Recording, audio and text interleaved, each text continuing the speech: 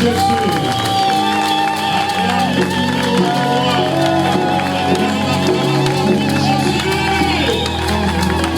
est Seigneur. Alléluia. Il attend nos acclamations. Alléluia, alléluia, alléluia, alléluia. Une fois que c'est là. Waouh, Seigneur. Alléluia, alléluia, alléluia. Je vais vous inviter à vous asseoir. Et la chorale peut rester encore en place. Et nous sommes encore heureux ce matin. Nous allons nous lever pour accueillir l'homme de Dieu, le pasteur Saïd. Et nous l'invitons à prendre place pour nous annoncer l'évangile du royaume.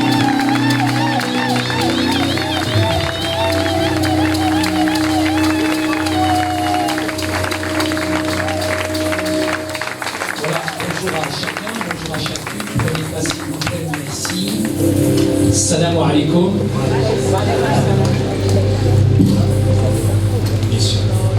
C'est une grande joie, c'est un privilège d'être avec vous ce matin, en plein mois d'août. C'est très rare. Je suis entre deux déplacements. Et la dernière fois, je suis resté vraiment sur ma faim. J'ai appelé le frère. J'ai dit, écoute, je suis venu avec mon petit stagiaire, mon petit bulle, mais il m'a mangé toute ma place pendant le message. Les serviteurs sont humbles, ils laissent la place aux jeunes, mais quand même, je suis resté sur ma faim. J'ai dit, je veux quand même revenir. Donc vraiment, merci vraiment à toi, mon frère, pour ce privilège, cette grâce. Parce que c'est une grâce, c'est un privilège d'être avec vous ce matin. Merci pour l'accueil, l'hospitalité. Je me sens en famille, je me sens honoré. Et c'est tellement bon d'être sous l'onction du bishop, votre bishop. Merci Seigneur pour le visionnaire. Merci Seigneur pour celui sur qui repose vraiment la vision prophétique. Merci Seigneur pour l'homme de Dieu sur qui coule vraiment cette onction. Vraiment un tonnerre d'applaudissements s'il vous plaît. C'est vraiment le béni se fortifie, renouvelle toutes ses forces, physiques, morales et spirituelles. Que le Seigneur lui donne encore davantage et davantage. Que Dieu bénisse vraiment cette communauté, que Dieu bénisse vraiment cette église. Je suis venu accompagner. Ce matin, j'ai un ami que j'affectionne, que j'aime particulièrement, qui s'appelle Samuel, qui habite pas très loin d'ici, qui est cuisinier. C'est un grand, grand cuisinier. Donc Samuel, si tu peux te lever, merci.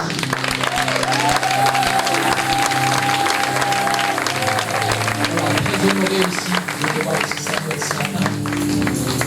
J'ai atterri, on revient de Russie avec la famille, et j'ai reçu un appel téléphonique d'une dame qui me dit Pasteur, je suis là maintenant depuis 3 semaines, j'essaye de joindre des serviteurs, j'essaye de joindre des églises, mais j'ai personne qui me répond.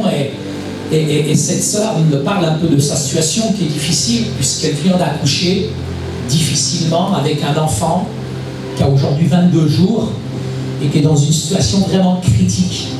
Cet enfant, on peut dire qu'il est entre la vie et la mort, et ils le maintiennent avec... je suis allé hier à l'hôpital Necker avec toutes sortes d'appareils. Et j'ai vu ce petit bébé, c'est pas un bébé, c'est une crevette, on dirait une écrevisse.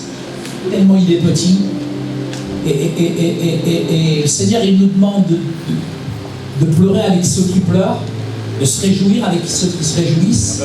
Et quand elle m'a téléphoné, je lui ai dit, très honnêtement, je suis entre 2 jours, je ne peux pas venir, mais je vais prier pour vous. Et puis je lui ai envoyé quelques encouragements par SMS. Puis tout au long de la journée, non, le Saint-Esprit m'a vraiment pressé. Le Saint-Esprit me dit, mais ça, t'as perdu ta culture ou quoi? Aujourd'hui, quand quelqu'un est à l'hôpital, on envoie un SMS. Et puis on met Dieu te bénisse, un DTB, classe. Quand quelqu'un meurt aujourd'hui, on envoie un SMS. Mais mon frère, c'est pas notre culture arabe. C'est pas notre culture musulmane.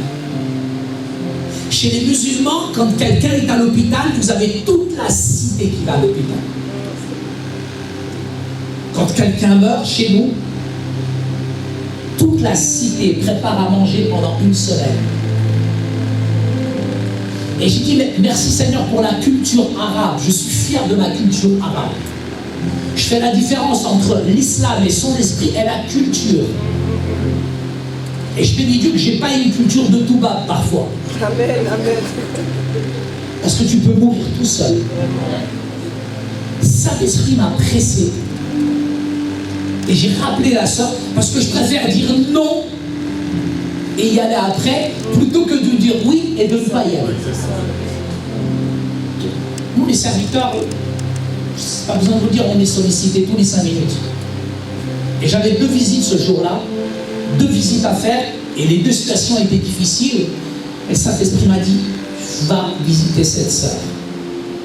Et j'y suis allé et effectivement, j'ai vu un petit bébé extraordinaire, d'une grande beauté. J'ai prié pour cet enfant, j'ai prié pour cette maman. Puis cette maman m'a vraiment tué parce qu'elle me dit, mais ça fait 3 semaines que je suis à Paris, j'ai vu personne. 3 semaines sans église, elle vient de Marseille, toute seule. Est-ce que ça c'est ma culture?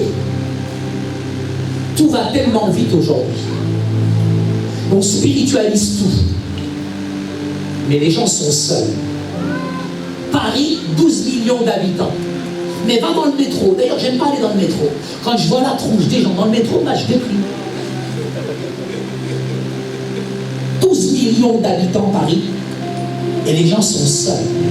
Parfois, il faut que le voisin dégage une odeur nauséabonde pour qu'on se rende compte finalement qu'il est mort. Le facteur ne peut plus mettre de lettres dans la boîte aux lettres et il se rend compte qu'au bout d'un an, il est décédé. Et Saint-Esprit me dit, Saïd, t'as perdu ta culture? C'est ça ta culture? Mais ma culture, elle est quoi? Avant qu'elle soit arabe, avant qu'elle soit musulmane, cette culture-là, elle est divine. Amen, amen, amen. Chez nous, notre voisin, si on ne l'a pas entendu à 9h, vous savez, si on n'a pas entendu le bruit des gamelles, des casseroles, des cuillères, à 9h, on n'entend pas notre voisin, on va aller frapper. Hé, voisin, t'es là ou pas? Ici, tu peux mourir tout seul. Tu peux être à l'hôpital tout seul. Tu peux rester seul dans la solitude. L'hospitalité. Souvent, je pose la question, est-ce que l'hospitalité, elle est biblique ou elle est culturelle? À la base, elle est biblique. Mais elle est devenue culturelle. Parfois, je vais chez certaines familles qui m'accueillent pour une visite. Eux, ils sont en train de manger et moi, je suis sur le fauteuil. Vas-y, rajoute une assiette quand même. De crevards. Que le Seigneur nous aide à prendre conscience de la richesse que nous avons dans cette église, dans ce rassemblement ce matin. Je bénis Dieu parce que quand j'ai quitté la Oumma musulmane, tu sais, quitter la Oumma, la matrice, chaque musulman est frère d'un autre musulman.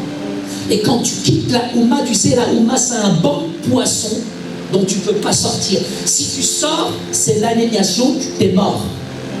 Et quand tu quittes la Oumma musulmane, tu as besoin de rencontrer une nouvelle Oumma. Et si ce frère quitte la Oumma et qu'il se retrouve seul, qu'est-ce qui va devenir? Parfois, on spiritualise les choses. Mais moi, je me souviendrai toujours de mon premier Noël, quand je me suis converti. Quand je me suis converti, j'ai quitté la cité, j'ai quitté le quartier. Tu quittes ta famille, tu quittes ta patrie, tu quittes ta nation. Tu quittes tout, tu as tout perdu, tu n'as pas le choix. Le 24 décembre, tu te dis, mais quand même un minimum, un peu de psychologie, un peu de sensibilité. Est-ce que les chrétiens vont comprendre d'où je suis parti, d'où je suis sorti? Et le 24 décembre, je me suis retrouvé tout seul. Tous les chrétiens, en famille, célébraient Noël. Ils étaient tous avec la grosse dinde. Et là, j'ai dit que ma dindette, ma bûchette, ma petite clairette. Quitter un groupe d'appartenance, c'est pas facile. Mais on a besoin de retrouver une famille. L'Église doit retrouver l'esprit de la famille, cette simplicité qu'on a perdue. Même les Africains, parfois, il y en a, ils sont devenus des bounties, ils ont perdu leur culture. Et tu ne peux pas devenir blanc plus blanc, tu vas devenir transparent. Non, mais il y en a, l'intégration, c'est par l'absorption. Mais tu ne peux pas, frère. Sois fier de ta culture. Sois fier de cette richesse. Il y en a beaucoup qui ont compris et qui pensent que la conversion signifie occidentalisation. Jésus, il n'est pas né à la Maison Blanche. Son père, c'est pas Trump. On a besoin de comprendre, de réaliser la richesse que nous avons. Pour pouvoir la manifester dans le royaume de Dieu. L'évangile est transculturel. Il y a des choses que j'ai quittées, les 5 piliers, mais je n'ai pas quitté ce que m'a transmis mon père et ma mère, la culture et l'honneur des anciens, le respect des anciens. Une richesse extraordinaire dans ma culture arabo-musulmane et africaine, puisque je suis africain cher. Et cette culture africaine, pour moi, elle est une richesse. Donc ma soeur Rebecca qui est ici, je veux te dire à quel point, tu vois, il y a des Renois ici. T'as un tout pape qui est là, on peut compter les taches blanches, mais je me sens bien partout où je suis aujourd'hui. Et ici, tu as une grande famille. Elle vient des gens du voyage. C'est des gitans. C'est la même culture que nous. Et comment, pendant 3 semaines, une sœur peut se retrouver toute seule à Paris? Je te dis la vérité, j'ai honte. Le Saint-Esprit m'a donné hier. J'ai pris mon scooter, il tombait de la pluie. Ma parole se rend en Bretagne à Paris. J'ai même attrapé froid. Et je suis allé visiter chez cette sœur. Le Seigneur vraiment nous donne d'être sensibles, d'être attentionnés, d'être sensibles à la puissance du Saint-Esprit. Des petites choses, des petits détails. Mais pour des petits détails, pour des petites choses, il y en a qui les exploitent et qui en profitent pour amener de l'amertume et séparer les frères et sœurs. Faire très très attention.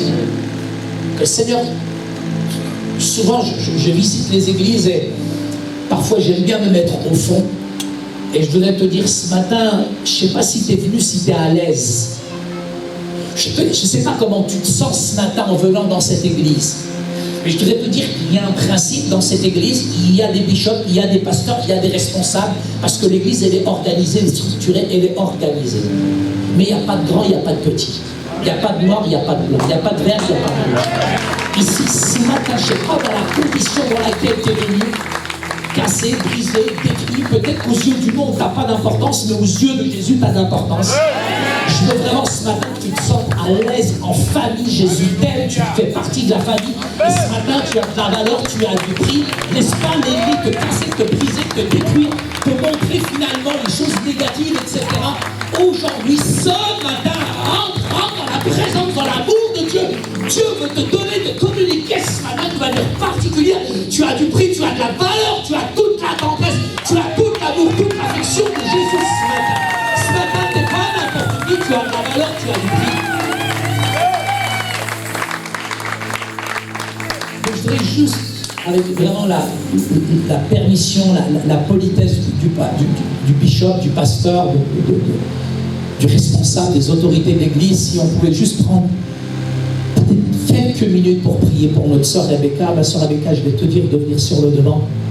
Je voudrais vraiment que le bishop vraiment prie, intercède pour situation qui est vraiment difficile, délicate. Avec un enfant de 22 jours. C'est une petite crevette, c'est entre la vie et la mort. Une sœur qui a vraiment besoin de votre amour, votre affection, que vous l'entouriez ce matin. Si le bishop peut vraiment prier pour cette sœur, vraiment, merci à bishop. Gloire à Dieu, merci Seigneur, merci vraiment. Prenez place s'il vous plaît, j'aimerais introduire ce matin ce message dans le livre des rois. C'est le 2e livre des rois, à partir du chapitre 13. On pourrait faire cette lecture ensemble, s'il vous plaît, dans 2 Rois, chapitre 13. Un texte qui est bien étrange, un texte qui est difficile à traduire, à interpréter, à méditer. J'aimerais le partager avec vous ce matin selon la thématique que Dieu met sur mon cœur. 2 Rois, chapitre 13, et je ferai cette lecture à partir du verset 14. Lorsqu'Élisée fut atteint de la maladie dont il mourut,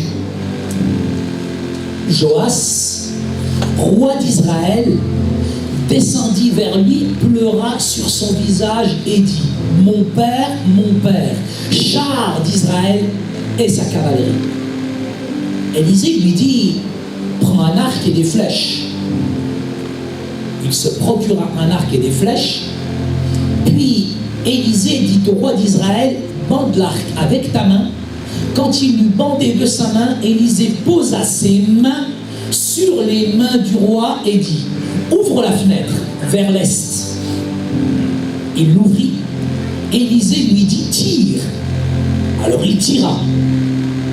Élisée lui dit: c'est une flèche de salut de la part de l'Éternel, une flèche de salut contre les Syriens. Tu les battras, les Syriens, à Aphek, jusqu'à les exterminer. Élisée lui dit encore: prends les flèches. Il les prit. Élisée lui dit au roi d'Israël: frappe contre terre. Alors il frappa 3 fois et s'arrêta. L'homme de Dieu fut saisi d'indignation, si vous voulez, de colère, contre lui, et il dit: il fallait frapper 5-6 fois. Alors tu aurais battu les Syriens jusqu'à les exterminer. Maintenant tu les battras 3 fois. Élisée mourut et on l'ensevelit. L'année suivante, des troupes de Moabites pénétrèrent dans le pays. Il arriva qu'on ensevelissait un homme, on enterrait un homme. Et voici qu'on vit une de ces troupes et on jeta l'homme dans la tombe d'Élisée. L'homme alla toucher les ossements d'Élisée et il reprit vie et se redressa sur ses pieds. Amen. Un texte, quand je le médite, qui me semble assez difficile, mais en même temps, il y a des vérités que je sens qui sont bibliques, qu'on peut actualiser aujourd'hui. Élisée était plus qu'un prophète. Élisée était aussi un père pour le roi. C'est très intéressant de noter quand même que là, c'est un leader politique qui fait référence à un prophète en le nommant père. Là, il y a dans la culture sémite orientale, quand on dit Abba, quand on dit père, c'est une culture d'honneur, c'est une culture de respect. À l'époque, le père est en principe pas un copain, pas un ami, mais le père, dans notre culture sémite orientale, arabe, est honoré et respecté. Un père reste un père, c'est pas ton ami, c'est pas ton poteau, c'est pas ton sauce. Quand il utilise le mot père, il utilise les mêmes mots presque quand on s'adresse à Dieu directement. Et on voit entre ces 2 hommes, ce roi et ce prophète, cet attachement, cette relation. Ce qui prouve pour moi une chose, c'est que le prophète était aussi impliqué dans la vie politique du roi. Aujourd'hui en France, on est tellement spirituel qu'on ne vote pas, qu'on ne s'implique pas dans la vie de la société, dans la vie de notre vie. On est tellement spirituel qu'on est en décalage aujourd'hui avec la réalité du terrain. Il y en a peut-être qui ne connaissent même pas le nom du maire de leur ville. Ils ne savent même pas comment le conseil municipal de la ville est constitué. Et on a des efforts à faire. C'est extraordinaire qu'un prophète est impliqué dans la vie politique quand le roi apprend. C'est là quand le roi apprend la mort d'Élisée, c'est c'est quand même assez extraordinaire. Moi, je vois rarement, je l'ai vu peut-être qu'une fois, en je ne sais pas combien de conversions, quand Billy Graham est mort, toute la crème des crèmes politiques était présente. Mais ici, quand un pasteur décède, est-ce qu'on a vu le président venir à son chevet? C'est incroyable l'influence qu'avait Daniel dans sa génération. C'est incroyable l'influence qu'avaient les prophètes dans une période. Même le politique. Nous aujourd'hui, on se prosterne aujourd'hui devant les politiques. On a l'impression qu'on est comme des mendiants spirituels, comme s'il allait t'apporter. Non, c'est toi qui apportes. C'est pas l'inverse. Moi, j'ai pas besoin des politiques. C'est les politiques qui viennent vers moi. C'est les politiques qui viennent me chercher. C'est les politiques qui viennent me sonder. C'est les politiques qui me disent, Monsieur Oujibou, comment on fait face à un problème de radicalisation? Comment on fait face à certains financements du dialyse? Qu'est-ce qu'on fait? Je ne me prosterne pas. Le politique, je le respecte, mais le politique ne m'influence pas. Ce ne sont pas certaines réalités politiques qui vont définir les limites de ma spiritualité, mais c'est la puissance de la parole. On est au-dessus de la pollution. C'est incroyable comment cet homme il va pleurer, il va pleurer à chaudes larmes. La perte d'un prophète. Où sont les prophètes ce matin? Où sont ceux qui sont capables d'avoir la voix de Dieu prophétique, qui se lèvent sur ce pays, qui sont capables de regarder les politiques, de les scanner, de faire une échographie spirituelle et donner des solutions pour notre planète? On a besoin d'une nouvelle génération qui se lève avec une vraie voix prophétique. Quand le roi apprend la mort d'Élisée, il vient à son chevet et il pleure. Certainement là que le roi finalement il réalise que la voix prophétique est divine, elle se perd. Comment il va diriger, comment il va contrôler, comment il va prendre des décisions. J'étais au grand rassemblement du Bourget, vous savez, il y a 2 ans, j'étais reçu en VIP par les plus hautes autorités, et là j'ai fait connaissance avec plusieurs aumôniers de l'armée. C'est le rassemblement du Bourget, c'est 102 000 personnes sur un week-end, chaque année à Pâques. Et là est venu vers moi un aumônier de l'armée qui m'a dit, mais Monsieur Gibou, j'aimerais juste vous poser une question, comment vous faites avec votre fils? Je ne m'en parle pas, c'est difficile. Mais je ne lui ai pas sorti tous les versets par cœur. Mais j'ai compris sa douleur, j'ai compris sa souffrance. Je ne suis pas venu en lui disant, oui, race de vipère, reportez-vous, c'est l'heure du jugement dernier, où j'ai profité de sa faiblesse. De sa faiblesse. Mais j'ai été vrai avec lui. J'ai été vrai avec moi-même. Et là, j'ai une conversation simple, mais je n'ai pas compris. À minuit, il vient me voir et il me dit, mais merci pour cette parole que tu m'as donnée. Parfois, tu es prophétique et tu ne le sais même pas. C'est ça. Amen. Tu n'as pas besoin d'avoir sur ton front un prophète, astronaute, cosmonaute, spationaute. Tu peux être une voix prophétique d'une manière simple, extraordinaire, là où Dieu te place. Juste laisse l'onction te pénétrer, laisse Dieu t'utiliser. Le problème que je vois, qui est spirituel aujourd'hui, et je tiens à vraiment le partager avec vous, c'est que le problème de notre génération, c'est l'abandon des pères. Les pères qui perdent leurs responsabilités et des pères, il n'y a plus de repères et il y en a qui repèrent et qui profitent. C'est l'abandon des pères. Quand vous allez dans une cité, quand vous allez dans un quartier, dernièrement à Argenteuil, ce sont les mamans, ce sont des mères qui se sont soulevées contre les dealers pour les chasser du quartier. Est-ce que ce sont les pères qui ont pris la décision? Dans nos quartiers, dans nos cités paupérisées, fragilisées, les pères sont absents, on ne les voit pas.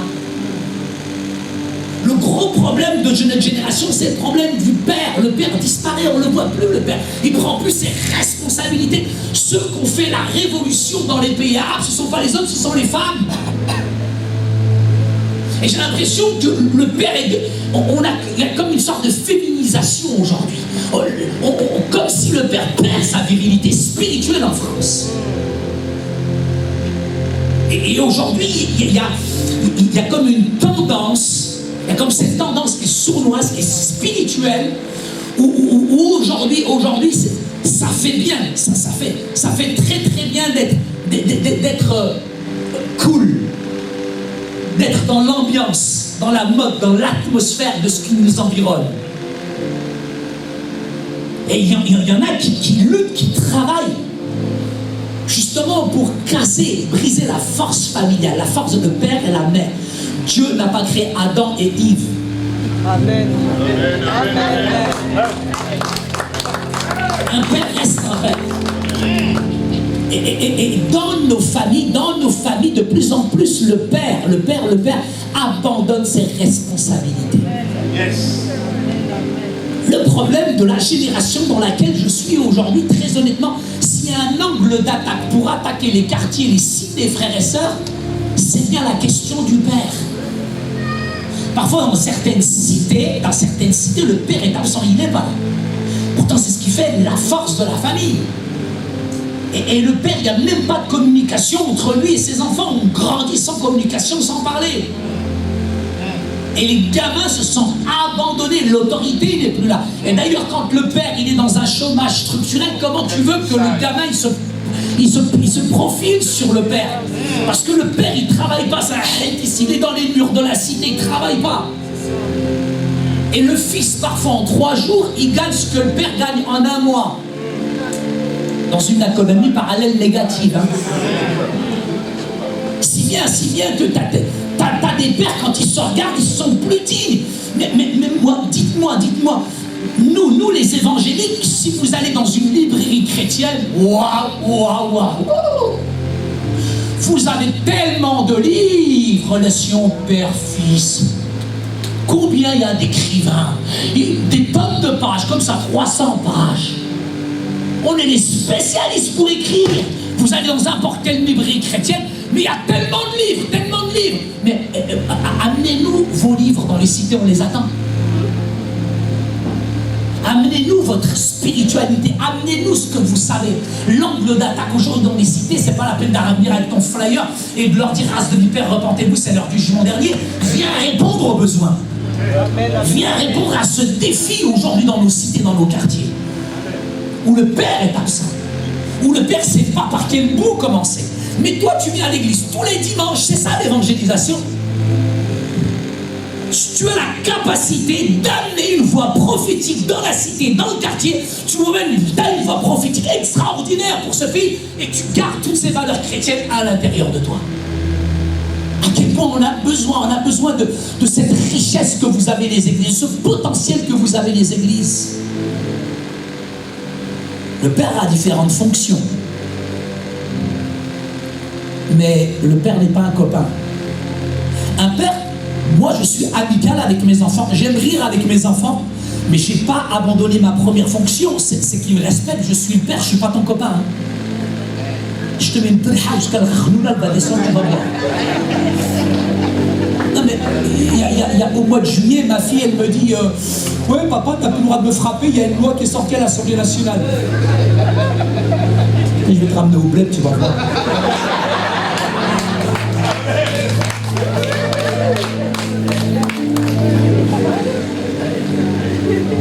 Un papa, c'est pas un babysitter. Un père, il assume ses responsabilités pour laquelle il est destiné.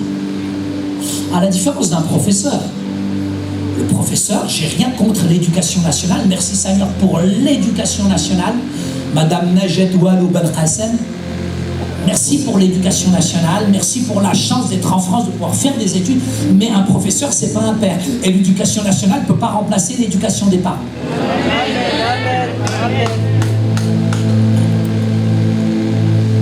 Un professeur transmet ses connaissances, mais un père, il transmet quoi? Ce qu'il est. La France, nos églises, ont besoin à nouveau d'une génération de pères. Je remarque mes différents voyages, l'abondant d'une jeunesse aujourd'hui qui est en déshérence, elle se convertit, il y a un potentiel extraordinaire, mais le problème c'est qu'ils n'ont pas de référent. Merci Seigneur pour le bishop qui est un exemple que vous avez. Mais beaucoup sont des orphelins spirituels. Le problème c'est quand ils poussent bien.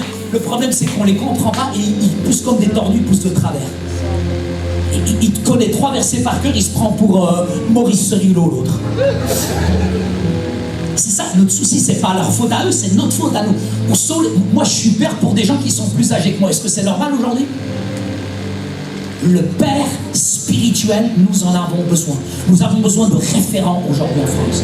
Beaucoup de jeunes sont abandonnés, sont seuls aujourd'hui et ont besoin de pères, de mères spirituelles. À quel point nous avons besoin en France de pères, de mères spirituelles. Vous savez, c'est complètement différent. Comment expliquer ça? Je forme des disciples. J'ai mon école de disciples, elle démarre en octobre. Je forme des disciples. C'est ce que Dieu m'a demandé. Dieu ne m'a pas dit, allez, faites de toutes les nations des chrétiens. Dieu ne m'a pas dit, allez, faites de toutes les nations des évangéliques. Dieu m'a dit, allez, faites de toutes les nations des disciples. Et je forme des disciples. Mais ce que je préfère le plus, et ça c'est beau, c'est extraordinaire, quand j'étais avec le frère, mais qui est votre fils. Et ça c'est beau, parce que je rencontre des fils de pasteurs, mais qui sont là parce qu'ils ont une place au soleil. Je connais des fils de pasteurs, ils sont juste installés confortablement parce que leur père a un nom. Mais c'est, honnêtement, je le dis sans flagornerie, mais c'est beau de voir un fils qui est fils, mais en même temps quand c'est un fils spirituel. Parce qu'on sent l'ADN, on sent l'onction qu'il a. C'est extraordinaire, la maturité spirituelle qu'il a. À son âge, je n'avais pas. C'est pas le fils qui naît, qui se la pète, qui se la raconte. Ouais, c'est mon père. Non, mais la réalité, c'est ça. Mais je connais quelques fils de pasteurs qui sont dans la même... Il n'y en a pas beaucoup, mais qui sont... Et là, je dis, merci Seigneur, quelle réussite. Pourquoi? Parce que je forme des disciples. Mais vous savez combien de disciples m'ont trahi, m'ont mis des coups de couteau? Combien de traîtres j'ai eu dans ma vie? Un disciple, tu lui apprends, tu l'affermis, tu l'aimes, tu le cajoles, mais arrive un moment, juste il prêche, il a foule applaudit, et l'autre c'est des armes, il se la raconte. Et il te fait déjà une division dans l'église alors qu'il est parti en voyage pendant une semaine. C'est dingue, c'est incroyable. Il y en a, je ne sais pas pour qui ils se prennent. Ils n'ont rien expérimenté. Il n'a même pas mangé ce que j'ai mangé dans la souffrance. Et il arrive au bout d'une semaine. Il dit, moi je suis le leader. Le leader de quoi? Il y a le bel ou le hamar, le bourricot. Non mais parce qu'un disciple peut trahir son père, mais un fils ne peut pas trahir son père. Ce qu'on a besoin, frères et sœurs, c'est pas... Merci Seigneur pour les disciples, mais on a besoin de fils spirituels, d'engendrer des fils spirituels, qu'ont des pères, pas des coachs, du modeling, de coaching, tous ces mots un petit peu nouveaux, etc. Je respecte, je n'ai rien contre, etc. Mais on a besoin de pères, de mères spirituelles qui font lever une armée de fils et de filles spirituelles. Seigneur nous aide à rentrer dans cette dimension spirituelle. Ça apporte beaucoup plus de fruits. C'est pas étonnant que le roi appelle Élisée. On lit ça en français. C'est pas étonnant que le roi appelle Élisée père. Mais quelle intimité, quelle relation. Mon père, en arabe, dans la culture sémite, quand tu dis ah, c'est pas papa, tu vas chercher au fond, père. Il y a cette paternité divine dans laquelle on doit rentrer, dans la Seigneurie de Jésus. C'est extraordinaire l'intimité qu'il y a entre ces deux hommes. C'est ce qui va l'aider à devenir finalement ce qu'il est devenu. C'est la raison pour laquelle on pleure pour un homme de Dieu. On ne pleure pas pour des leaders qui nous ont rien appris, qui nous ont méprisés, qui nous ont négligés, qui nous nous ont abaissés, qui nous ont étouffés, qui nous ont piétinés, qui se sont servis de nous comme un tremplin pour eux-mêmes. J'ai eu un père spirituel dès ma conversion, et ce père spirituel, pendant le culte, si je ne louais pas le Seigneur, il allait me chercher physiquement. Il me dit, hey, t'es là pour louer le Seigneur, hein, t'es pas là pour dormir. Hein. Il était tellement dur avec moi. Mais qu'est-ce que j'ai grandi spirituellement avec lui. J'ai eu des leaders qui m'ont jamais repris. Que je fasse bien ou que je fasse mal, ils ne me disaient jamais rien. J'ai jamais progressé. Mais celui qui m'a repris, mais dans l'amour, c'était pour mon bien, pour la croissance spirituelle, pour la maturité spirituelle. Et quand mon père spirituel est mort, c'est comme si c'était mon père physique. J'ai pleuré amèrement, parce que je me dis, mais j'aurais dû plus profiter de lui. Pourquoi j'ai passé pas plus de temps avec lui, voyager avec lui, être avec lui, profiter de son onction, profiter de son ministère, profiter de ça. C'est après nous, c'est toujours après quand la personne, ah il était tellement gentil, ah il était tellement bien, là on sait dire du bien, juste quand la personne elle meurt. Mais tant qu'elle est là, profite. On pleure pas un leader qui t'a rien appris, on pleure pour un leader, pour un père spirituel, avec lequel véritablement on a grandi spirituellement. Et cet homme, il pleure spirituellement. Il pleure parce qu'il sait qu'il perd quelqu'un.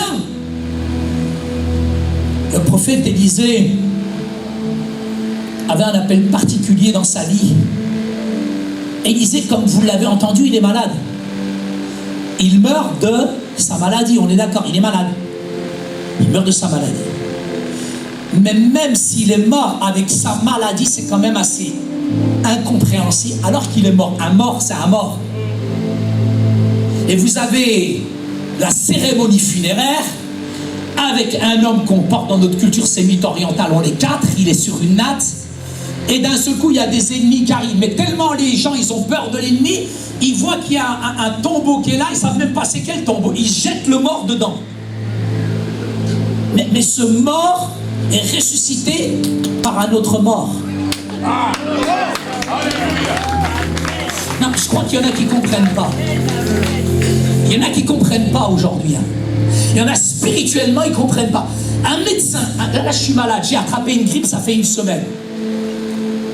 Ça ne m'empêche pas de prêcher. Un médecin qui chope la grippe, si vous allez le voir, il dit, ah non, je ne peux pas te délivrer d'ordonnance, je suis malade. Non, c'est pas possible. Un médecin, même s'il est malade, tu vas le voir, il va te donner une prescription et tu vas aller te soigner. Même s'il est malade, il a toujours le certificat, il est toujours, entre guillemets, loin pour te délivrer. Yes. Et il y en a qui, parfois, dans leur vie chrétienne, parce que la vie chrétienne n'est pas facile. Vous croyez qu'en tant que serviteur de Dieu, j'ai toujours envie de chanter, j'ai envie de toujours prier, j'ai toujours envie de prêcher? Est-ce que vous croyez que je suis toujours en haut? Est-ce que vous croyez que vraiment, nous, on est des super héros? Il y a des fois, je suis malade, il y a des fois, je suis fatigué, il y a des fois, il y a des périodes de vent contraire.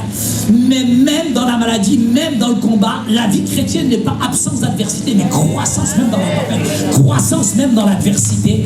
La vie chrétienne, c'est pas Disneyland, frère, c'est pas le parc Astérix spirituel. La vie chrétienne, elle est faite de combat, elle est faite de lutte, mais même dans ces périodes de combat, même dans ces périodes de vent contraire, c'est pas parce que je suis bien ou pas bien, l'onction de Dieu n'est pas tributaire de la personne, l'onction de Dieu n'est pas tributaire de toi.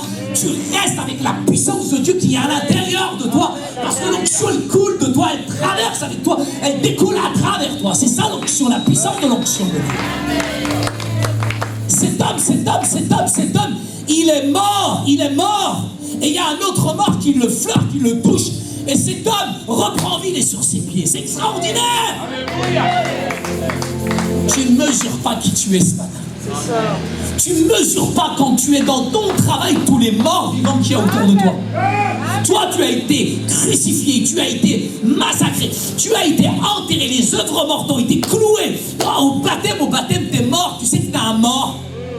Le baptême, c'est pas de l'eau de Paris, frère. Quand tu as été baptisé, ta vieille nature a été crucifiée, a été enterrée. Et là, c'est une nouvelle personne qui est vivante qui est là. Et les morts vivants qui sont autour de toi À peine ils te touchent, ils sont ressuscités par la puissance de l'onction de Dieu. C'est pas que physique, t'es pas qu'une enveloppe charnelle, t'es aussi une enveloppe qui est spirituelle. Tu n'as pas le droit de sous-estimer la puissance de Dieu. L'onction de Dieu, elle coule à travers toi. Et tu peux pas la garder pour toi. Tu peux pas la garder pour toi. C'est extraordinaire quand même. On peut aller chez un médecin. Et combien je suis allé chez un psy. Il n'y a rien de mal que d'aller chez un psy.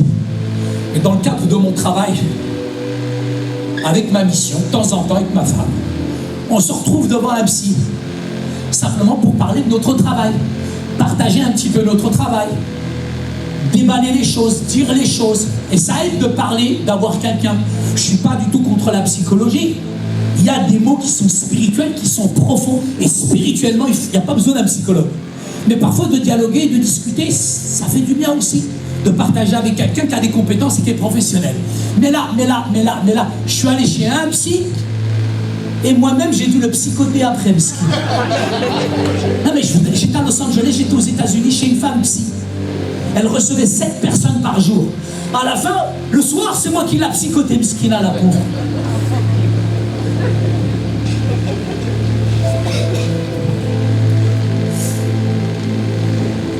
Un prophète, un pasteur, un apôtre peut être malade. On peut être en mauvaise santé. Mais c'est pas parce que je suis malade que je ne suis plus moi. C'est pas parce que tu es malade que tu as perdu ton onction. Parce qu'il y a des doctrines de malade. Hein. Ça y est, la personne est malade et elle a perdu son onction. De quoi tu parles? Même avant, il ressuscite un mort dans la Bible. À propos, ma soeur Rebecca, j'étais chez les Gitans. C'était à Bordeaux.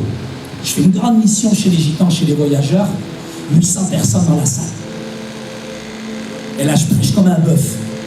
Chez les Gitans, tu prêches comme un bœuf. Tu as ce double micro. Là, t'avales tes 2 poumons. Et arrive à un moment, fin du message, j'ai une crise au niveau du ventre, mais j'ai mal au ventre à mourir. C'est-à-dire que la douleur là, si je te l'annonce, c'est plus fort qu'une femme qui va accoucher. Ça s'appelle, c'est une maladie. Et j'ai même pas le temps de faire l'appel pour la guérison à la fin.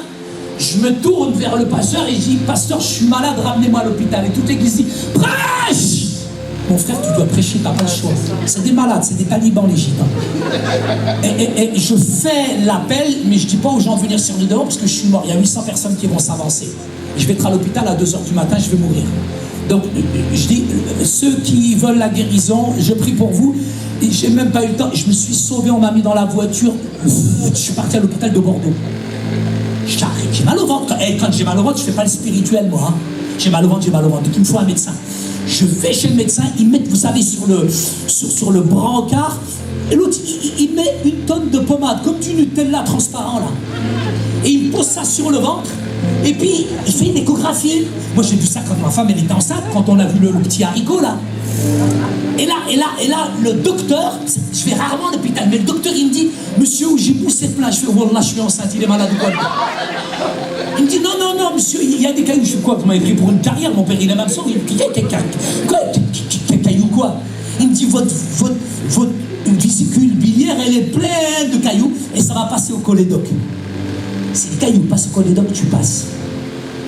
Ils m'ont donné de la morphine, je voyais Jésus partout presque. Ça m'a fait du bien, je dis vas-y, remets-moi une dose, frère.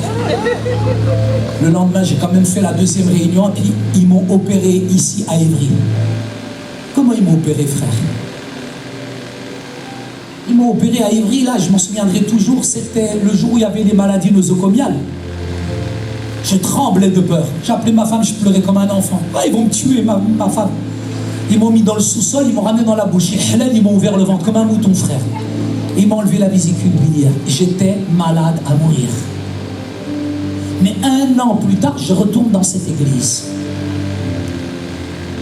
Après, on va dîner tranquillement, puis une femme vient vers moi, elle me dit, monsieur Oujibou, vous vous rappelez quand vous êtes venu il y a 1 an? Je fais, si je m'en rappelle, bien sûr que je m'en rappelle. Elle m'a dit, le jour-là, je vais vous expliquer.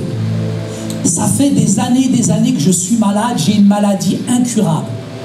J'ai été d'imposition des mains en imposition des mains. Mais ce jour-là, vous avez prié et j'ai été instantanément guéri sans bouger de ma chaise. Et je dis, ma soeur, je comprends rien. Moi, j'étais malade à mourir et vous, vous avez été guéri. Mon frère, ma soeur, ce matin, ne laisse personne te réduire. Ne laisse personne t'accuser. Laisse personne te diminuer. Tu peux être malade et toujours sous l'onction de Dieu. Elle n'est pas pour toi, elle est à travers toi, elle est pour les autres. Dieu te dit, je continue à t'envoyer. Je vais encore semer à travers toi. Même dans la maladie, même dans les périodes difficiles, même dans les périodes de vent contraire. Dieu peut t'utiliser à l'intérieur de cet hôpital là où tu es. Dieu peut t'utiliser dans cette période de turbulence dans laquelle tu es. Dieu peut t'utiliser parce que l'onction de Dieu, elle repose, elle est à travers toi. Elle coule dans toi. Dans le texte, Élisée est mort.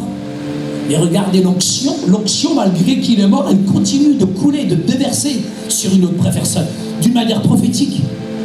Jésus, sur la croix, il a dit, tout est accompli. Il est mort, mais pourtant c'est lui qui donne la vie ce matin. Amen. Ne réduis pas Dieu à ce que tu sens ou tu ressens. C'est pas les circonstances, c'est pas le temps. C'est pas l'atmosphère, c'est pas le changement du temps. Mais c'est cette relation que tu développes ou que tu développes pas avec Dieu. C'est ça le plus important. Dans le texte, Élisée est mort, mais l'onction, elle est toujours sur lui. Ne réduis pas à Dieu parce que tu traverses une période de turbulence. Pense que Dieu peut t'utiliser. Je ne sais pas à qui je m'adresse ce matin, mais Dieu sache qu'il veut. Tu n'es pas à chaise, Dieu n'a pas fini avec toi. Donc, baisse pas les bras. Juste parce que ça ne marche pas comme tu veux. Dieu te dit, je vais encore t'utiliser. Je vais te faire montrer encore ma gloire. L'onction ne vient pas de toi, mais elle passe à travers toi, elle coule à travers toi. Dieu, celui qui établit. Il est celui qui fait avancer le peuple, qui le fait prospérer. Le prophète va dire au roi, alors qu'il devrait livrer bataille, prends l'arc et les flèches que tu as dans la main. J'ai beaucoup aimé ma conversation tout à l'heure avec le frère qui m'a accueilli. Élisée lui dit, prends un arc.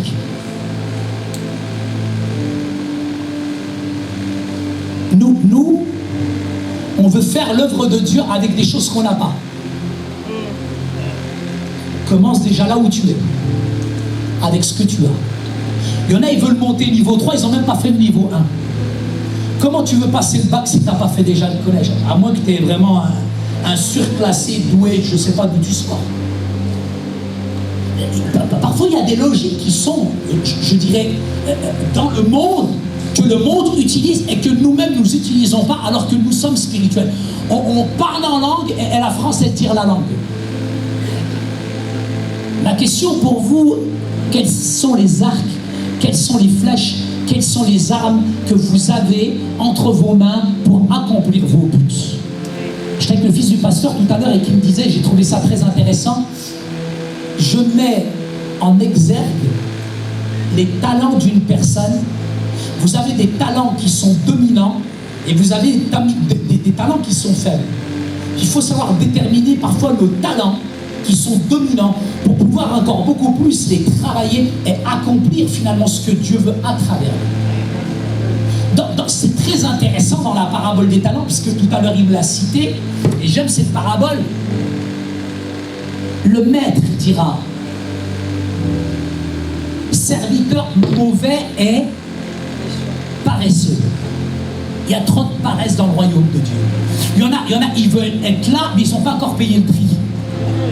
Et parfois on est lazy.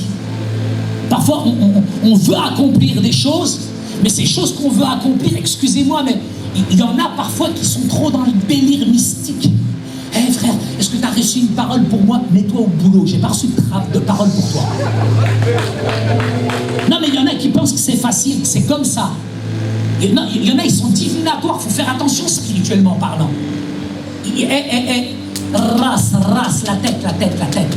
Tu aimeras le Seigneur ton Dieu de tout ton cœur, de toute ton âme, de toute ta force, pensée, intelligence. Il faut que les neurones, elles se connectent de temps en temps. L'intelligence aussi, il faut travailler avec l'intelligence. Quand tu peux parler en langue, mais la France, elle tire la langue en ce moment. 67 millions de Français qui tirent la langue. Toi, tu parles en langue, ils ne comprennent pas, frère. Vas-y, fais-moi un sujet verbe complément qu'on te comprend. Il faut qu'on soit pertinent, il faut qu'on soit intelligent dans notre génération pour toucher finalement ce pays. Utilise ce que tu as, pas ce que tu n'as pas. Il y en a tellement qui sont dans le rêve, ils ne sont pas dans le rêve, ils sont dans le délire. Il y en a qui veulent faire des choses mais avec ce qu'ils n'ont pas. Mais commence là où tu es. Commence avec ce que tu as. Et fais ce que tu peux. Si Dieu t'a donné des dons, des talents et que tu ne les utilises pas, regarde là ce qu'elle dit, la parabole des talents. Serviteur mauvais et paresseux. Je te prendrai ce que tu as et je lui donnerai. Pourquoi? Parce que tu seras toujours dans l'abondance. Tu seras toujours dans la prospérité. Mais celui qui n'a pas, même le walou, le rien qu'il a, il lui sera ôté et il sera jeté où? Je ne vais pas faire une doctrine là-dessus, mais dans les temps ardents de feu. C'est-à-dire que si tu sais faire le bien, que tu ne le fais pas, tu commets un. C'est la parabole des talents. C'est pas la sagacité, le sens des affaires au sens propre que là, dans la parabole des talents, on peut interpréter. Mais on voit que finalement, les capacités, les dons, elles sont dans chacun d'entre nous. Donc, il faut arrêter de se plaindre le ventre plein déjà. Tu as tout reçu, Dieu t'a tout donné. Mais à partir de ce que tu as, vas-y, travaille eux. Parce qu'il y en a tellement qui sont, vous savez, dans la victimisation qui est un abîme sans fond dont on ne peut pas sortir. Arrive à un moment, arrête de dire c'est de la faute des pasteurs, c'est de la faute des livres. Regarde ta tronche un peu, regarde ta tronche, c'est de ta faute. C'est ton problème. C'est toi le problème. C'est pas l'église, c'est pas le pasteur, c'est toi le problème. Regarde-toi en face. Il y en a, c'est des spécialistes pour accuser toujours leur femme. Et quand la femme n'est pas là, ils accusent les enfants. Quand les enfants ne sont pas là, ils tapent sur le chien. Et quand le chien n'est pas là, ils tapent sur le mur. Vas-y, prends-toi au mur, mon frère. C'est le que ta femme et tes gamins. Moi. Élisée, c'est extraordinaire dans le texte. Élisée lui dit, utilise ce que tu as. C'est une délivrance contre les Syriens. Il frappe 3 fois. Et on voit le manque de persévérance. Il lui dit, frappe pour atteindre tes buts, pour atteindre tes objectifs. Et il y en a dans la vie spirituelle, ils démarrent bien, mais au bout de quelques temps, c'était émotionnel, c'était charnel, et il n'y a pas de persévérance, il n'y a pas de continuité. Il lui dit, vas-y, frappe. Il frappe, mais il s'arrête au bout de la 3e fois. Il lui donne la capacité vraiment de la victoire, mais lui, dans son raisonnement, dans sa perception du royaume de Dieu, il est limité. Il ne voit pas plus loin que le bout de son nez. Mon Dieu est grand. Bon, moi, des fois, on m'invite en France. On me dit, monsieur Gibou, on peut vous faire un petit café? Je fais, pourquoi un petit café? Mettez-moi un grand café, oh! Je veux pas un petit café, moi, oh! Monsieur Gibou, on vous invite à en faire une petite mission. Ah, je veux pas une petite mission, arrêtez de... Je veux une grande mission, moi. Oh, vous avez vu, monsieur Gibou, j'ai acheté un petit chien. Je veux un grand pitbull, un des grandes dents. Non mais, on va faire un petit tour, on prend un petit café. Petit. Tu finiras petit. Mon Dieu est grand, mon Dieu est puissant, mon Dieu n'a pas changé. Il est capable encore de faire de grandes choses. Les flèches, elles étaient celles que le Seigneur avait destinées pour sa victoire, pour le délivrer contre son ennemi. Mais lui, il a limité Dieu, il n'a pas persévéré, il n'a pas réussi, il a désobéi. Il n'a pas cherché l'excellence. Mais il s'est complu dans la médiocrité. Jusque quand en France on va se complaire dans la médiocrité? La différence entre la médiocrité et l'excellence, c'est combien de temps tu as visé, combien de temps tu as jeûné, combien de temps tu as prié, combien de temps tu as persévéré, combien de temps tu t'es battu pour arriver au bac plus 5. Combien de temps tu as visé? Vise, frappe, continue, vise l'excellence, pas la médiocrité spirituelle. Vois grand, arrête de regarder petit. La réussite, elle dépend de la manière dont tu t'entraînes. C'est une pratique délibérée, continuelle, elle n'est pas épisodique. On a besoin de fixer, même dans une église, des objectifs. Amen. Mais pour atteindre nos objectifs, on a besoin de niveau de compétence. On a besoin de niveau de compétence. On a besoin de niveau de compétence. Et ces niveaux de compétence, ils ne se font pas comme ça. J'ai besoin de persévérer, j'ai besoin de me battre. J'ai besoin aujourd'hui de me mettre en phase avec la réalité du monde qui bouge et qui va de l'avant. Je suis obligé de reprendre mes études. Chaque année, je suis obligé de faire des formations. Chaque année, je suis obligé de persévérer. Chaque année, j'entends des mots que j'ai jamais entendus et j'ai besoin de me connecter avec ces mots. J'ai besoin de me mettre en phase, en connexion avec ce monde dans lequel je vis. J'ai besoin de ne pas arriver toujours et de dire Alléluia, Coca-Cola, Zubida, Malika, oh. Nous, on sait dire, les évangéliques, on ne sait pas faire de sujet verbe complément. Amen, alléluia, amen, alléluia. C'est bien, mais fais-moi un sujet verbe, frère. Parle-moi intelligemment. Donne-moi des paroles, des mots que je vais entendre, qui sont connectés avec la réalité de cette France dans laquelle on est. Je dis, non mais, vous connectez pas, non, vous connectez pas. Vous comprenez pas. Je suis à l'école biblique, je suis avec mes amis. À l'école biblique, quand on est à l'école biblique, on est entre nous, on vit les uns entassés sur les autres. Et on connaît même pas, on sort même pas de l'école biblique. Tu sors pas de l'école, t'es tellement à l'école, tu manges là-bas, tu dors là-bas, tu te laves là-bas, Et une fois que tu sors de l'école biblique, tu vas au centre supermarché commercial Édouard Leclerc. Et la caissière, tu la payes et tu lui dis, merci ma soeur, amen. Tellement on est enfermé dans notre bulle. Je suis à l'école biblique et un de mes amis me demande de l'amener à la sécurité sociale. C'est un gars du Sud. Je sors de l'école biblique, je prends ma voiture, ma 205 Peugeot à l'époque, et je l'amène à la sécurité sociale. Il rentre, il ouvre la porte de la sécurité sociale comme s'il rentrait à l'église. Et il fait « Alléluia, il est vivant !» Je dis « Ouais, mais frère, c'est la sécurité sociale, c'est pas l'église évangélique ici. Je venais de me convertir. Et vous savez quoi, la sécurité sociale, frères et sœurs, il n'y a que des Arabes. Tous les Arabes, ils se retournent vers moi. Je fais, oh, je lui ai lâché la main. Oh là, je suis pas avec lui, frère. Non, je ne connais pas, moi. Je connais pas, non. Il y a des fois, j'ai honte d'être évangélique. Et lui, le malade, il se démonte pas.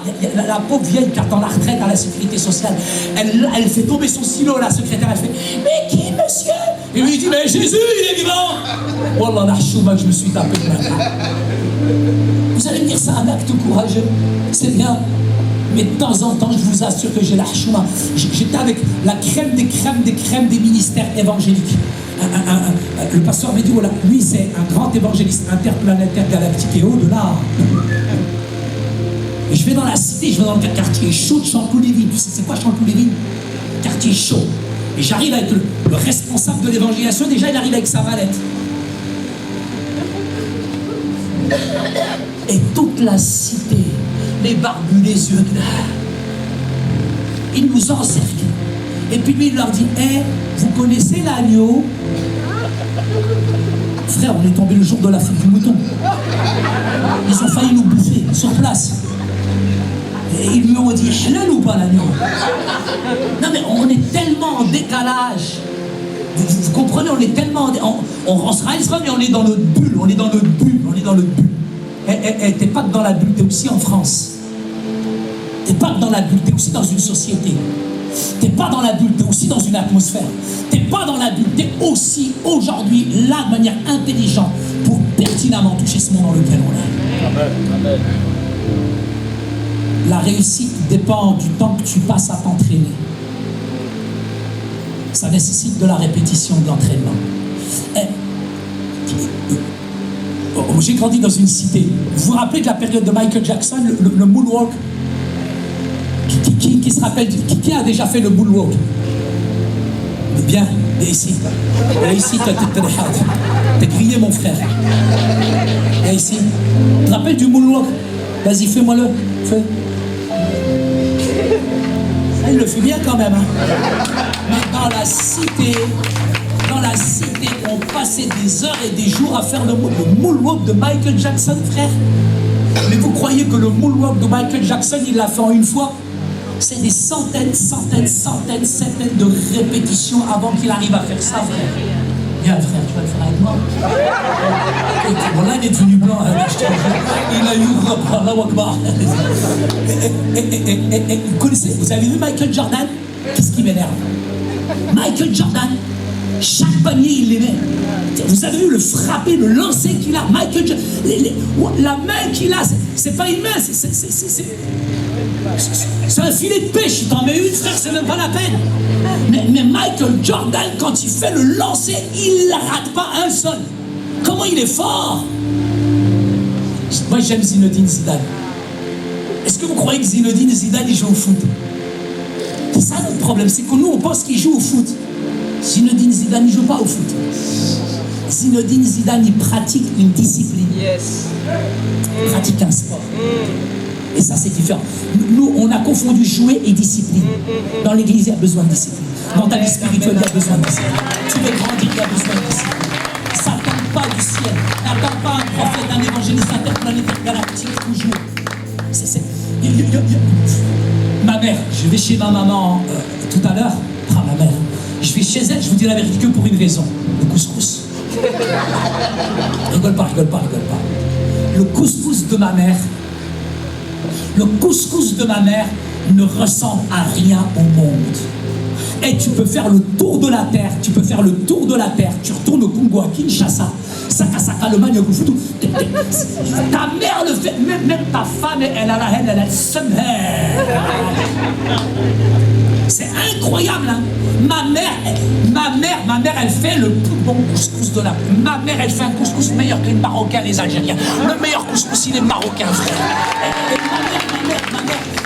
ma mère, quand elle fait le couscous, tu rentres, c'est pas que tu rentres dans le salon. Déjà, les Gaoulous, les Français, ils ont l'excellent. Eh, Saïd, ta mère, elle a fait du couscous. Ça fouette, frère, à 15 km. Tellement le couscous. Ma femme, elle a le seum, elle a la rage. Ma femme, à chaque fois que je suis chez ma mère, je fais « Ah, il est trop bon. » C'est bon, tu l'as dit. Mais je veux vous dire ce qui m'énerve le plus. Non, mais je suis très fâché, pasteur. Bishop, je suis vraiment fâché. Le problème, vous savez, je voyage beaucoup. Et quand j'arrive dans une église, vous savez ce qu'ils me disent les Français? Saïd, on t'a fait une surprise. Déjà, quand ils me disent ça, j'ai déjà mal au ventre. Ils me disent « Saïd, on t'a fait une surprise. On vous a fait un couscous. » Quelle la gueule du couscous, frère. Même ma mère, elle porterait plainte en cassation, au tribunal, elle vous met, ma mère. Tellement le couscous, il est mort. Ne faites pas un couscous si vous ne savez pas le faire. Faites-moi une choucroute, fais-moi un plat, ta spécialité, ne fais pas couscous, frère. Vous croyez que ma mère, elle s'est levée la veille pour apprendre à faire le couscous? Mais ma mère, elle est née dans une couscoussière. Il y en a, ils veulent arriver là. Ils ne savent même pas encore faire le couscous. Ils ne savent pas travailler la semoule. Ils ne savent pas quelle eau utiliser. Il y en a qui veulent arriver devant et ils n'ont même pas payé le prix encore pour ça. On n'est pas prophète comme ça. On n'est pas pasteur comme ça. On n'est pas bishop comme ça. Il y a un prix, il y a un travail. Ma mère, elle a passé des années avant de... J'étais avec un serviteur de Dieu qui était extraordinaire. Et ce serviteur de Dieu, je lui dis, mais j'aimerais tellement prêcher comme vous. C'est mon prédicateur préféré dans le monde, John Francis. Il est en Angleterre. Quand j'écoute John Francis, mais il me dit, Saïd, mon père était pasteur, mon grand-père était pasteur, mon arrière-grand-père était pasteur. C'est tellement bon d'avoir un héritage spirituel. Amen. C'est tellement bon d'avoir un héritage spirituel. Je connais un humoriste qui est très controversé, dont je ne vais pas citer le nom, mais vous savez de qui il s'agit. Et je lui dis, mais Dieudo, tu m'énerves. Tu m'énerves. Tu fais un spectacle tous les 6 mois, il y en a qui trichent. 20 minutes, ils vont copier sur les Américains. Il y en a, ils font du plagiat, ils trichent. Des humoristes qui trichent, il n'y a rien qui sort de leur tripes, de leur ventre. Il y a quoi qui sort de tes tripes, de ton ventre spirituellement? Est-ce que tu vas te bagager, tu vas chercher ce que tu vas fouiller, ou tu dépends toujours du bishop? Va travailler un petit peu, arrête. Mais excusez-moi, ma soeur, j'ai pas embrassé mes amis. Il y en a un, il m'a téléphoné à 3h du matin. Il me dit, monsieur Gibou, je vous téléphone parce que je suis malade, est-ce que je dois prendre un cachet d'aspirine ou 2? Je fais, tu vas prendre mon poing dans ta figure, tu vas dormir tout seul. On attend trop. Arrête d'attendre trop. Va te battre, va chercher, va fouiller un peu. Va manger un peu, va gratter un peu, va au fond. Arrête le superficiel. Travaille un chouïa. Chouïa. Tu le récupéreras à la fin, le chouïa. Cela a pris des heures, des semaines. Les choses ne se font pas une seule fois. Frappe fort. Tout ce que ta main trouve à faire, fais-le. Et fais-le vite. On doit se souvenir ce matin, pour terminer, que le retard de l'obéissance, ça s'appelle de la désobéissance. Si finalement tu ne saisis pas l'occasion d'obéir, tu perds l'opportunité finalement de grandir dans le royaume de Dieu. Il y a des choses que j'ai appris dans le monde musulman, c'est de frapper continuellement. Il faut qu'on apprenne à mieux viser, à mieux tirer. Je disais au frère tout à l'heure, j'ai pas d'argent, j'ai pas d'énergie, j'ai pas de temps à perdre. N'abandonne pas ce que tu as. Quand Dieu te donne quelque chose à faire, ne sois pas découragé, continue. Si tu n'as pas une percée la première fois, continue la deuxième fois. Ma femme a ouvert un commerce pour aider les réfugiés il y a 1 an. Elle ouvre une pâtisserie orientale. Ça a été un flop. Samuel est là, il peut vous dire. Catastrophe. La pâtisserie orientale, ça n'a pas marché. Est-ce que Fatima, avec qui tu travailles, que tu collabores, elle s'est pour autant découragée? Non. Les choses ne marchent pas de la première fois, frère. C'est pas parce qu'une fois ça n'a pas marché que tu ne dois pas persévérer. Donc Fatima, elle a ouvert un restaurant avec les réfugiés à Gand. Et Samuel, il vous dira, il est venu manger la semaine dernière, il n'y avait même peu de riz. Tellement ça marche. Elle vient de faire toutes les télévisions, France 24, même les Chinois, ils sont mis en restaurant. Et là maintenant, Fatima, elle ouvre quoi? Un 2e restaurant en septembre. Les choses tombent pas du ciel. Il y a des échecs. Mais même dans l'échec, persévère, mon frère, ma soeur. Même dans l'échec, pas toi, c'est la rentrée en septembre. Il y a des projets dans cette église. Ne stagne pas. Ta réussite, elle dépend de ces points-là. J'ai appris quelques points qui sont importants pour moi pour terminer, c'est la méditation de la parole. Personne ne le fera à ma place. Entretenir l'amour, cultiver l'amour. Entretenir la fraternité, pardonner. Entretenir la grâce, tout n'est que grâce. Vivre par la foi et non pas par la peur. Développer cette bonté plutôt que la dureté de cœur dans laquelle on s'enferme, on n'avance pas. Et rien ne pourra remplacer. Tu peux rester plusieurs jours sans manger, tu ne peux pas rester un seul jour sans prier. La prière, elle est ma base, elle est ma nourriture. Et j'ai besoin de travailler dans la clarté, dans la transparence. N'abandonne pas. N'abandonne pas, accomplis tes rêves, accomplir, ne quitte pas parce qu'une chose est difficile, parce qu'elle te cause des périodes de stress. Ta condition aujourd'hui n'est pas celle de demain. La tentation de se décourager, de tout vouloir lâcher, l'opposé de quitter justement, c'est la fermeté même dans la tempête. On a besoin de redidiller la vie de notre vie, on a besoin de se reconsacrer dans cette période du mois de septembre qui va arriver. Il y a des projets qui vont naître, il y a une vision qui est dans cette église. Et on a besoin de fixer des objectifs et tenir ce cap, tenir les objectifs. C'est l'occasion peut-être pour toi pendant cette période de vacances de revoir ta stratégie, de revoir finalement comment tu veux te mobiliser, comment tu veux finalement t'intégrer dans cette église. L'autosuffisance, on en parlait tout à l'heure, on s'y complaît dans l'autosuffisance. Mais ça, c'est la base de la médiocrité. On est en mode de survie spirituelle, on se complaît finalement dans la médiocrité. On ne cherche pas l'excellence. J'ai remarqué que beaucoup, parfois en France, nous ne cherchons pas l'excellence. Nous sommes toujours dans la culture du misérabilisme spirituel. L'autosuffisance, elle ne t'amène pas à être combatif, agressif. Le chrétien, il n'est pas passif, il est actif, il gagne des batailles par la puissance du Saint-Esprit. On n'est pas appelé, frères et sœurs, à stagner, mais on est appelé à gagner des batailles par la puissance du Saint-Esprit. Dieu veut t'amener plus loin encore, beaucoup plus loin. On va se lever à notre place. Simplement se lever à notre place pour les quelques minutes qui me restent. Et j'aimerais vraiment te donner cette occasion ce matin de réaliser à quel point tu es porteur d'un message qui est toujours d'actualité. À quel point ce matin tu as des talents, tu as des dons qui sont extraordinaires. À quel point tu t'es sous-estimé, tu n'es pas rentré dans ton identité de vainqueur, de héros. À quel point parfois même tu as tellement tout spiritualisé que tu as été déçu. Parce que tu n'as pas vécu dans la réalité. Il y a un principe de réalité. Ok, on fait partie du ciel, mais tu as les 2 pieds sur terre. Et à quel point ce matin, tu t'es découragé, tu t'es lassé. Tu es comme un petit peu au bord de ce rivage, comme Simon qui est en train de nettoyer les filets. Et il est découragé, Simon, parce qu'il n'a rien attrapé, mais il est au bord des filets, il est usé, il est lassé, il est fatigué, le pauvre, et il sait qu'il a une grande responsabilité pourtant. Mais là, Jésus, il entre dans sa barque. Permets à Jésus de rentrer dans ta barque ce matin. Et de te laisser conduire, de te laisser diriger par lui, de t'amener dans des endroits, dans des environs, dans des pays, dans des îles, dans des oiseaux, dans des choses que tu n'as jamais vues de ta vie. Dieu, il veut t'amener beaucoup plus haut, beaucoup plus loin dans ta vie spirituelle. Tu n'es pas appelé à stagner, mais à grimper, à monter spirituellement. Tu as besoin de monter à un étage spirituellement. Il faut que tu arrêtes de stagner dans le milieu dans lequel tu es spirituellement. Tu as besoin de monter un étage. Et ça nécessite que tu prennes conscience de l'état spirituel dans lequel tu es. Seigneur, ce matin, que tu puisses vraiment libérer, changer, transformer, guérir au nom de Jésus. toutes les pensées négatives qui ont été déclarées sur certaines personnes ce matin, je les brise dans le nom de Jésus.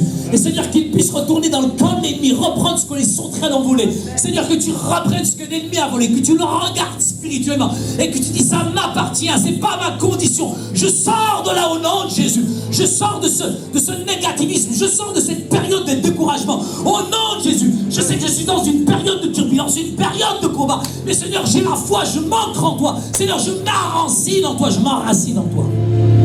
Seigneur, donne-moi d'être intelligent dans cette génération. Donne-moi d'être pertinent dans cette génération. Donne-moi de regarder comme toi tu vois dans cette génération. Seigneur Jésus, remplis-moi de ta vie. Seigneur, remplis-moi de ta vie. Et ce matin, je ne ferai pas d'appel. Ce n'est pas mon habitude de faire des appels, frères et sœurs. Mais si ce matin, tu as vraiment besoin d'un attouchement divin, alors que nous allons simplement louer le Seigneur, tu n'as pas obligé de venir sur le devant. Je n'ai pas besoin de te demander de lever la main, de lever le pied. Ce n'est pas mon style, merci Seigneur. Et simplement te dire, si vraiment tu as besoin de la grâce de Dieu, appelle-le ce matin. Appelle-le quand un malheureux crie. L'Éternel, il entend, il n'est pas sourd. Amen. Et comme cette femme, je ne l'ai même pas touchée. Je ne savais même pas qui elle était. Elle était là où elle était, mais elle a eu la foi. La foi, ce n'est pas une émotion, c'est une sensation. La foi, ce n'est pas une émotion. La foi, ce n'est pas c'était bien ou c'était pas bien. Mais la foi, c'est de donner une nouvelle dimension spirituelle à ta vie ce matin. Est-ce que tu veux donner une nouvelle spirituelle à ta vie ce matin? Est-ce que tu veux rentrer vraiment dans le pays promis? Est-ce que tu veux rentrer dans la terre promise? Est-ce que tu veux te défaire véritablement de ce désert et de ce pays d'Égypte? Tu t'es lassé, tu t'es fatigué, il faut que tu rentres spirituellement parlant dans le pays promis. Il y en a qui rentreront jamais. Mais pense à rentrer dans le pays promis. C'est ce qui va changer ta destinée, c'est ce qui va changer ta vie. C'est ce qui va changer ton mode de pensée dans lequel tu es habitué, dans le confort de tes pensées. Tu vas enlever ton vêtement de deuil, tu vas revêtir ton vêtement de fête ce matin. Au nom de Jésus. Seigneur, remplis-nous de ta vie. Libère-nous, change-nous, transforme-nous. Remplis-nous de toi. Seigneur, donne-nous véritablement de réaliser qui tu es. Seigneur, tu es le grand Dieu qui est tout puissant, qui n'a pas changé. Il m'a dit, hier, aujourd'hui, éternellement, tu demeures, tu restes le même. Seigneur, je vais être conscient dans la puissance de ta parole. Merci Seigneur. À toi la gloire Jésus. Amen.